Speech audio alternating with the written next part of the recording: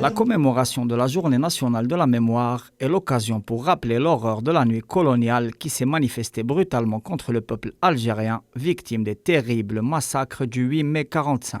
L'occultation de ces événements tragiques, à l'instar d'autres ignominies perpétrées par le régime colonialiste, se veut le ferment de la volonté de connaissance profonde et de recherche de la vérité au service de la justice. Ce qu'il faut comprendre, c'est l'instrument juridique qui a servi à la France pour étouffer son crime colonial, pour étouffer le nombre d'assassinés, le nombre de tués par jugements irréguliers et illégaux, le nombre de personnes qui ont fini dans des fours crématoires, le nombre des disparus en Algérie commence déjà bien avant 1945 et il continue.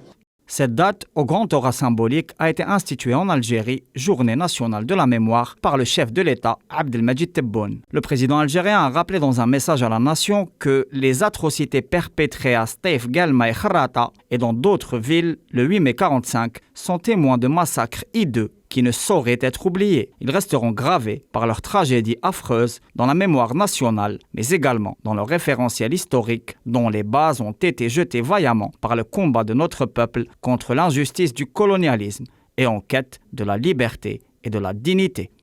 La Journée nationale de la mémoire est non seulement le lieu de commémoration des sacrifices incommensurables consentis par la résistance algérienne, mais aussi la matrice voulue pour une étude approfondie de la glorieuse histoire du peuple algérien. Le sujet du 8 mai 1945 a toujours été abordé sur le plan factuel, c'est-à-dire les faits. Et encore, les faits n'ont pas été bien détaillés parce que le secret des faits continue à croupir dans les tiroirs du ministère de la Défense, dans les archives secrètes de l'armée.